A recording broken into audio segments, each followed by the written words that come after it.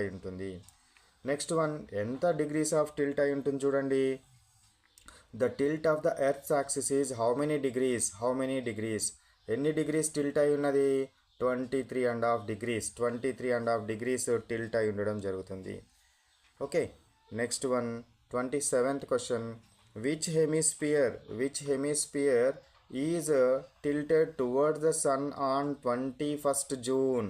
Sun on 21st June రోజు ఎటువైపు tilt అయి ఉంటుంది అంటాడు. ఎటువైపు ఉంటుంది? సన్ యొక్క పొజిషన్ నార్థర్న్ హెమిస్పియర్లో ఉంటుంది. ఇక్కడ ఈస్ట్ కదా, ఇది ఈస్ట్ నుంచి సన్ ఏమవుతుంది? ఇటువైపు వెళ్ళడం జరుగుతుంది. ఎంత? 23.5 డిగ్రీస్.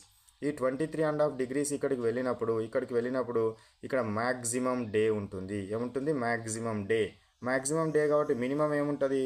నైట్ ఉండడం జరుగుతుంది. మ్యాక్సిమం డే టైం ఎక్కువగా ఉంది, సన్ టైం ఎక్కువగా ఉంది కాబట్టి దీన్ని సమ్మర్ సోలిస్టిస్ అంటారు. ఏమంటారు? సమ్మర్ సోలిస్టిస్ అనడం జరుగుతుంది. ఈ విషయాన్ని మీరు గుర్తుపెట్టుకోవాలి. నార్దర్న్ హెమిస్పియర్కి దగ్గర 23.5 డిగ్రీస్ దగ్గరికి వెళ్ళినప్పుడు సమ్మర్ సోలిస్టిస్ వస్తుంది. సో సౌదర్న్ హెమిస్పియర్ దగ్గర కూడా మళ్ళీ 23.5 డిగ్రీస్ వస్తుంది. ఇక్కడ నైట్ ఎక్కువగా ఉంటుంది. డే తక్కువగా ఉండడం జరుగుతుంది. Next one, which hemisphere is tilted towards the sun on 22nd December రోజు ఎటువైపు ఉండడం జరుగుతుంది? 22nd డిసెంబర్ రోజు ఎటువైపు ఉంటుంది? సౌత్ సైడ్ ఉంటుంది. 23 డిగ్రీస్ దగ్గర, 23.5 డిగ్రీస్ దగ్గరకు ఉండడం జరుగుతుంది. సో అది ఎన్నడొస్తుంది? 22nd డిసెంబర్ రోజు రావడం జరుగుతుంది. దీన్ని వింటర్ సోలిస్టిస్ అంటారు. అనడం జరుగుతుంది.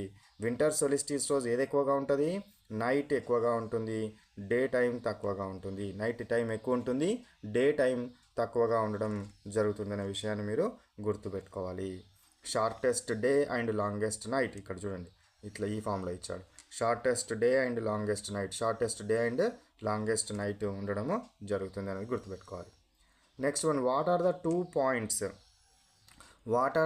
Points where the earth's axis meets the globe?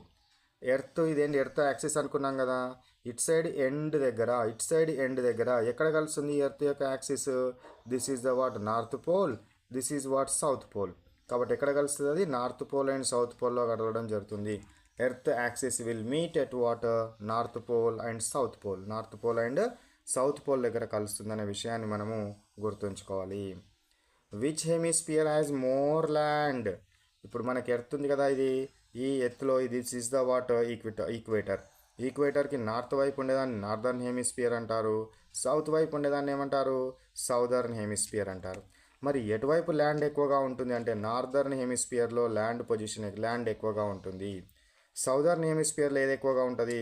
Water ఎక్కువగా ఉంటుంది. Northern hemisphere has more land. ఇక్కడ చూడండి, ఇందులో చూస్తే మనకు అర్థమైపోతుంది. This is the what? Equator. Let you take what this, ఇక్కడ రాదు, ఇక్కడ వస్తుంది, మన కింది నుంచి పోతుంది. ఈక్వేటర్ మనకి ఇండియా కింది నుంచి వెళ్తుంది కాబట్టి this is the what? Equator. ఇది ఈక్వేటర్.